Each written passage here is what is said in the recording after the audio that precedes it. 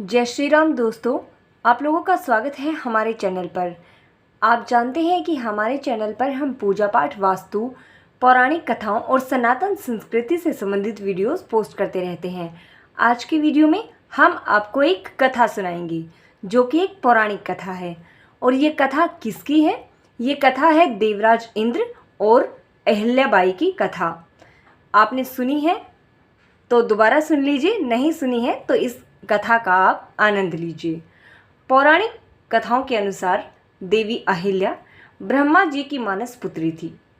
ब्रह्मा जी ने ही इसकी रचना की और इसको अहिल्या नाम दिया था। देवी अहिल्या बहुत ही रूपवती थी तथा उन्हें यह भी वरदान प्राप्त था कि उनका यौवन सदैव बना रहेगा।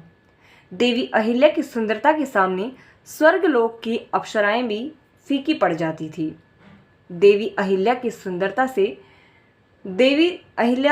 सुंदरता इतनी थी कि उससे देवता भी मोहित हो जाते थे। सारे देवता उन्हें पाने की इच्छा रखते थे। ब्रह्मा जी ने देवी अहिल्या का विवाह करने के लिए एक शर्त रखी थी। ब्रह्मा जी ने यह शर्त रखी थी कि जो भी सबसे पहले संपूर्ण ब्रह्मांड का चक्कर लगाकर वापस आएगा, उसके साथ ही मैं देवी अहिल्या का विवाह करूंगा। यह सुनकर देवराज इंद्र व सभी देवता ब्रह्मांड का चक्कर लगाने के लिए दौड़ पड़े। उस समय गौतम ऋषि का मिथिला नगरी में आश्रम हुआ करता था और वे अपने प्रतिदिन की पूजा कर रहे थे। गाय माता की पूजा करते समय उन्होंने उसकी परिक्रमा की और वह उसी समय गाय ने एक बछड़े को जन्म दे दिया। जब देवऋषि नारद ने इस दृश्य को देखा तो उन्होंने सारी बात जाकर भगवान ब्रह्मा को बताई, जो कि वेदानुसार इस प्रकार की परिक्रमा संपूर्ण ब्रह्मांड की परिक्रमा के बराबर मानी जाती थी। इसलिए ब्रह्मा जी ने देवी का विवाह गौतम ऋषि के साथ करवा दिया। अब गौतम ऋषि व देवी अहिल्या सुखी सुखी रहने लगते हैं। गौतम ऋषि बहुत ही महान ऋषि थे तथा उनकी शक्ति व ज्ञान चारों तरफ प्रख्यात था। साथ ही देवी अहिल्या भी एक पतिव्रता स्त्री थी जो अपने पति से अथाह प्रेम किया करती थी। परंतु देवराज इंद्र के मन में द्वेष भावना जागृत हो गई थी और वह किसी भी प्रकार से देवी अहिल्या को प्राप्त करना ही चाहते थे। इसके लिए देवराज इंद्र किसी अवसर की प्रतीक्षा कर रहे थे, क्योंकि सामने से वे गौतम ऋषि के तपोबल के सामने बहुत ही छोटे पड़ जाते थे। इसलिए उनमें इतना सामर्थ्य नहीं था कि वो उनकी सामना कर सके। देवराज इंद्र ने अहिल्या से मिलने के लिए एक योजना बनाई तथा चंद्रमा को भी उस योजना में उन्होंने शामिल किया कि जब गौतम ऋषि प्रातःकाल गंगा स्नान के लिए जाएंगे तो उस समय का लाभ उठाकर वह अहिल्या को प्राप्त कर लेंगे। योजना के अनुसार चंद्रदेव ने आधी रात को मुर्गे की आवाज़ में बोलना शुरू कर दिया। गौतम ऋषि को लगा कि सवेरा हो गया है। वह तुरंत उठे और गंगा तट पर स्नान करने के लिए चले गए।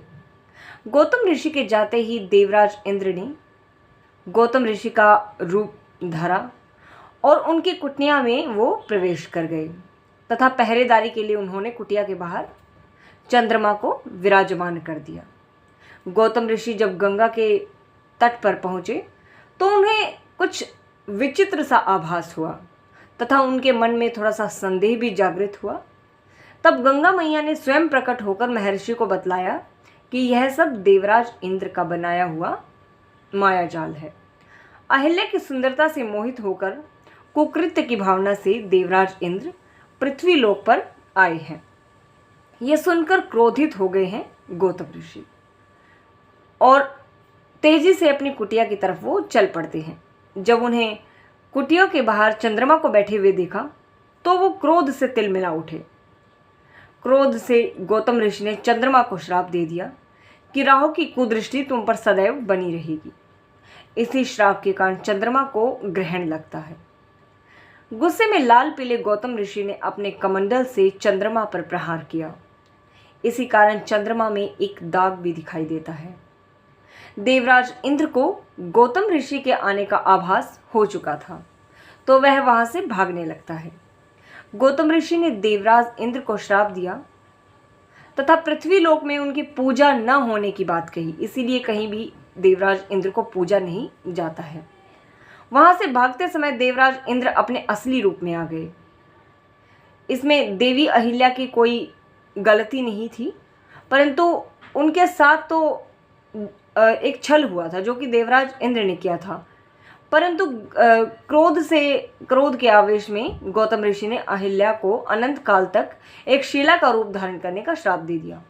परंतु जब गौतम ऋषि का क्रोध शांत हुआ तो उन्हें अपनी गलती का आभास हुआ और इस सारी घटना में देवी अहिल्या की तो कोई गलती थी ही नहीं।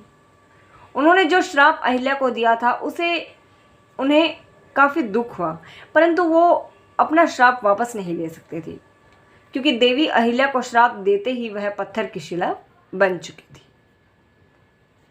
गौतम ऋषि अपने द्वारा दिए गए श्राप को वापस नहीं ले सकते थे और उन्हें अपनी गलती का बोध हो गया था। अपने द्वारा दिए गए श्राप को समाप्त होने का रहस्य भी उनको पता चल गया था।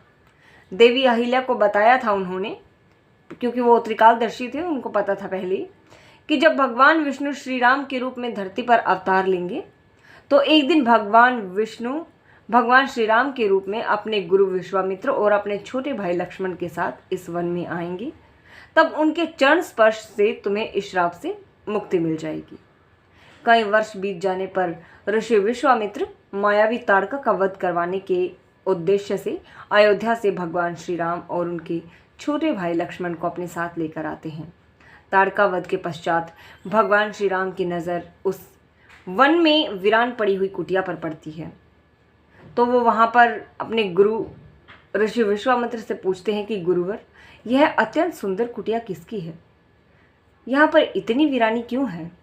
प्रतीत होता है कि युगों से यहाँ पर कोई आया गया ही नहीं है।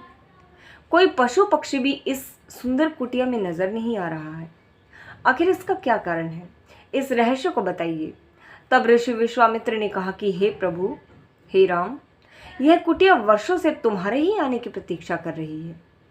इस कुटिया में तुम जो यह शिला देख रहे हो ना, यह तुम्हारे ही चरणों की धूल का वर्षों से यहाँ पर इंतजार कर रही है। भगवान श्री राम ने ऋषि विश्वामित्र से पूछा कि आखिर इतने वर्षों से यह शिला मेरे चरणों के स्पर्श का इंतजार क्यों कर रही है? यह सुनकर ऋषि विश्वामित्र ने भगवान श्री राम एवं लक्ष्मण को अहिल्या की पूरी कथा सुनाई। पूरी कथा सुनने के बाद भगवान श्री राम अपने चरणों से उसको स्पर्श करते हैं और जैसे ही चरणों का स्पर्श उस पत्थर को मिला तो वो अहिल्या के रूप में बदल गई।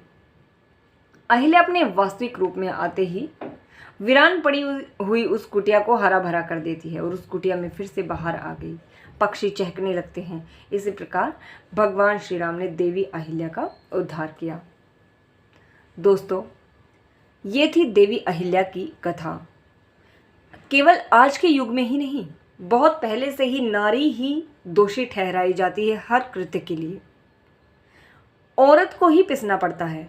एक कहावत आपने सुनी होगी कि औरत के आंचल में दूध और आंखों में पानी होता है, और यही चीज़ें हैं, ये इतिहास से लेके अभी तक चली आती हैं कि औरत वैसे तो समृद्ध होती है हर चीज़ से, परंतु फिर भी अगर कोई भी बात हो जाए तो औरत को उसके लिए ज़िम्मेदार ठहरा दिया जाता है। दोस्तों, उम्मीद है कि आप लोगों को ये कथा पसंद आई होगी। आई है तो इसे लाइक और शेयर ज़रूर कर देना। साथ ही आप लोगों ने अगर मेरे चैनल को अभी तक सब्सक्राइब नहीं किया है तो प्लीज़ वो भी कर लेना, ऐसे ही और वीडियोस देखने के लिए।